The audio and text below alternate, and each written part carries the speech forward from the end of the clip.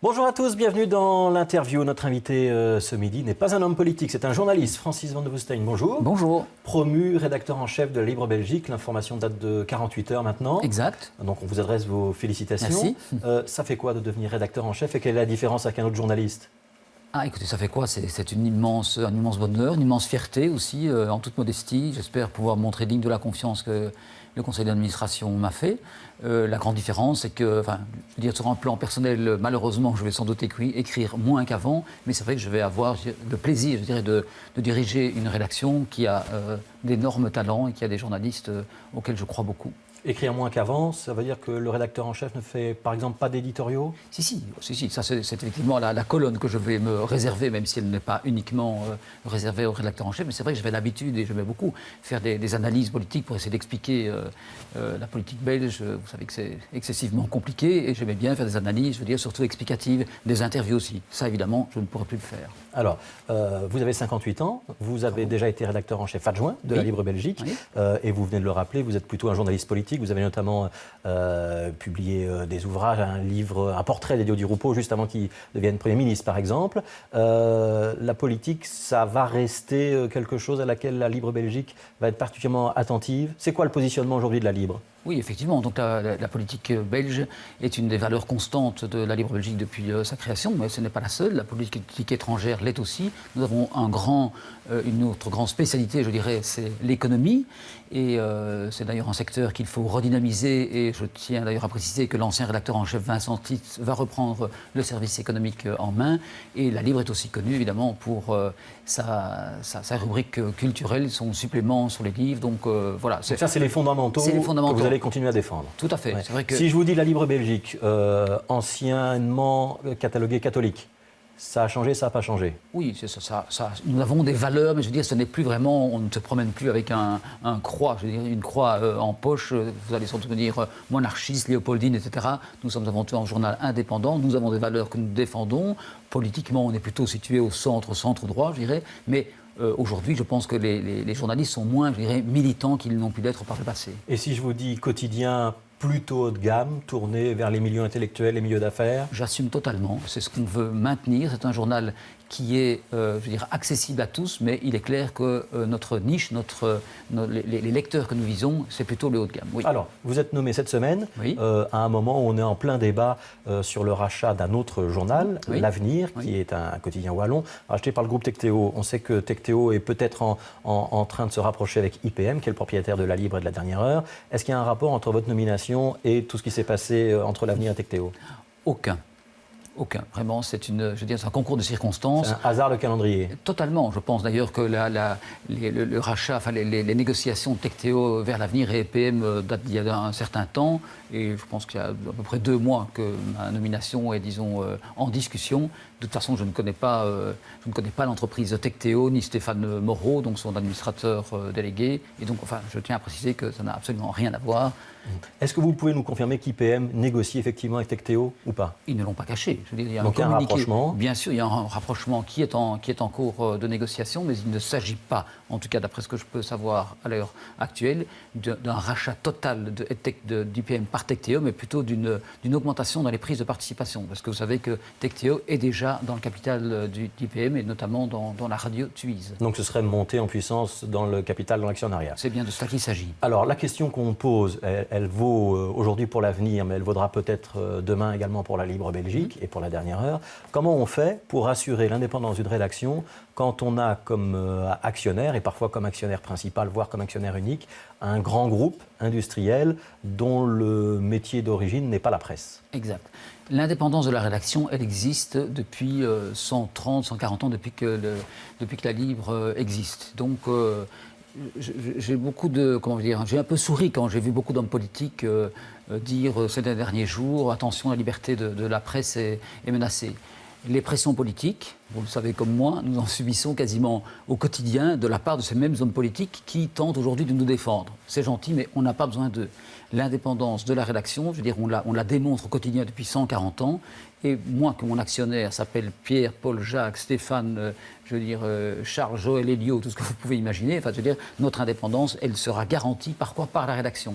La Libre Belgique est le premier journal en Belgique à s'être doté d'une SDR, Société des rédacteurs, lorsqu'effectivement, il y a 30 ans, l'actionnariat avait évolué. Donc voilà, Enfin, en tout cas, nous ferons tout pour que cette indépendance journalistique demeure. Mais quand on est avec dans son capital un grand groupe qui fait de la télédistribution, qui a une grande marque, qui est un annonceur, c'est vous auquel je fais référence, est-ce qu'on n'est pas quand même économiquement un peu plus dépendant de cet actionnaire ? Sans doute, je ne dis pas que je vais totalement ignorer qui sont mes actionnaires, je sais qui ils sont, mais qui peut imaginer aujourd'hui qu'il y ait des pressions de la part de, par exemple, de Stéphane Moreau, qui est aussi, c'est vrai, bourgmestre d'Anse, qui est un élu socialiste, qu'il veuille faire d'IPM, donc de la Libre Belgique, comme je vous dis, qui a un positionnement plutôt de centre droit, de la dernière heure. Donc, veut-il vraiment faire de ces journaux un nouveau peuple, une nouvelle Wallonie, à savoir un journal de combat, un journal de gauche, un journal syndicaliste? Évidemment, non. Si ça devait être le cas, il y aurait une révolution de la rédaction et j'imagine aussi une révolution chez les lecteurs. Alors, est-ce qu'on peut imaginer, on vient de parler de la Libre Belgique, on sait qu'il y a dans le même groupe La Dernière Heure qui est dans un positionnement de quotidien plus populaire, avec beaucoup d'informations sportives, plus d'informations people, et l'Avenir qui est un quotidien régional. Vous pouvez imaginer des synergies entre ces trois titres-là, et c'est pour ça que le rapprochement avec Tectéo est crédible ? Ah, évidemment qu'il y aura des synergies. Il y en a déjà avec La Dernière Heure, puisque la Dernière Heure n'a pas les mêmes forces que les nôtres. Ils sont forts en sport. On le voit ici à Bruxelles. Les articles sur Bruxelles, en page région, c'est les mêmes pour la Libre et pour La Dernière Heure. Tout à fait. Donc la Dernière Heure est plutôt forte pour son information régionale, mais aussi pour son information sportive. Et nous nous servons de La Dernière Heure comme d'une agence, si vous voulez. C'est là que nous puisons nos informations. Mais il est clair que la perspective de créer à côté de Rossel, qui est un très grand groupe... C'est le propriétaire du Soir et de Sud Presse. Voilà. Donc la capitale à Bruxelles. Exactement. Donc créer face à ce groupe un autre pôle média francophone qui regrouperait La Libre, La Dernière Heure et l'Avenir, je trouve que c'est tout à fait cohérent. Et ainsi, les deux groupes seront, je dirais, d'égale importance et les rapports de force, je dirais, seront sans doute plus intéressants. Donc un duopole dans le marché, ça c'est la solution d'avenir pour vous? En tout cas, c'est plus intéressant, ça, me semble-t-il, que l'hypothèse qui aurait, par exemple, permis à Rossel, comme ils ont tenté de le faire, Rossel de racheter vers l'avenir. Dans ce cadre-là, 2/3 de la presse francophone aurait été aux mains de Rossel. J'aurais trouvé ça effectivement terriblement déséquilibré. Et regardez ce qui se passe en Flandre. Il y a aussi un regroupement autour de deux grands pôles médias, et ça me semble un petit peu... il faut atteindre une certaine taille critique, je veux dire, pour pouvoir faire des investissements. Alors aujourd'hui, La Libre, c'est du papier ou c'est autre chose?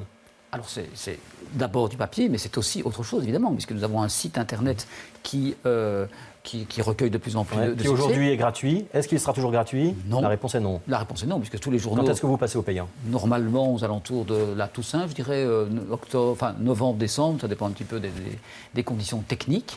Mais il est clair qu'on ne peut pas dire, voilà, ce que vous avez gratuitement aujourd'hui vous sera payant demain et ne rien changer. Donc vous allez changer le site, ça c'est le premier boulot du rédac-chef que vous donnez. Voilà, le site a déjà changé. Moi, je suis là pour, si vous voulez, donner du contenu à ce site, il y en a déjà. Mais il est clair qu'on ne va pas offrir, on va pas rendre payant ce qui était gratuit sans rien changer. Mais donc ça, c'est des investissements. Ça veut dire qu'on doit mettre des articles, qu'on doit les mettre au fur et à mesure de la journée et plus avoir un bouclage en soirée. Ça veut dire des journalistes en plus. Vous les avez? C'est-à-dire que nous avons déjà d'énormes forces. Vous savez que notre pagination est assez réduite, je dirais, et donc les journalistes sont capables de produire peut-être encore plus et de donner sur le site Internet des choses qu'il n'y aura pas dans le papier. Et pas uniquement au quotidien, mais nous avons des grands spécialistes, par exemple, sur l'Afrique, sur la Chine, donc en politique belge, je veux dire, concernant la monarchie. Enfin, on peut trouver... Mais donc aujourd'hui, est-ce qu'on peut imaginer un journal papier seul? La réponse est non. Non, bien sûr. Ça veut dire que la Libre Belgique doit se décliner sur différents supports. Oui. Et ça va aller jusqu'à quel support? Est-ce qu'on parle d'Internet? Il y a évidemment des applications. Est-ce qu'il y aura d'autres choses? Non, enfin, ça fait que l'IPM avait tenté de développer une radio Tuise qui va sans doute devenir une radio DH, dernière heure. Donc il est clair que les contenus aujourd'hui, qu'est-ce que nous faisons, les journalistes? Ce sont des producteurs de contenu. Je sais qu'on a... Donc on a changé de métier. C'est-à-dire non, le métier est le même. Le métier est le même. C'est toujours aller chercher l'information, la digérer, la hiérarchiser et la proposer à un public. Mais les formes, le canal, si vous voulez, C'est en ça d'ailleurs que c'est pour ça que Tecteo s'intéresse aussi à la presse. Ils ont envie de mettre du contenu sur un canal. C'est ce que vous faites aussi. Simplement, on fait le même métier, mais simplement le support n'est pas le même. Et effectivement, on s'est diversifié parce que voilà, maintenant on regarde la télévision en consultant sa tablette. Si je vous réinvite dans un an, Francis van der Woestijn, qu'est-ce qu'il faudra vous poser comme question et qu'est-ce qui aura changé dans la Libre Belgique? Eh bien, demandez-moi si j'ai réussi mon défi qui est de renforcer la rédaction, de renforcer le contenu, de maintenir la rigueur qui a toujours été celle de la Libre Belgique et de maintenir l'indépendance, celle que nous avons parlé, par rapport à tous les pouvoirs, qu'ils soient politiques ou économiques. Si je dis qu'en Belgique, un des matchs de la presse, c'est la Libre contre le Soir, c'est une vision correcte ou c'est réducteur? Oui, c'est un peu réducteur parce que vous savez que j'apprécie. C'est votre meilleur concurrent. Exactement. Et j'espère être leur meilleur concurrent aussi. Oui. Merci Francis van der Woestijn d'avoir été l'invité de l'interview. Prochain rendez-vous avec la rédaction, 18h le journal et 18h25 le magazine M. Tout de suite, c'est la météo. Bon après-midi.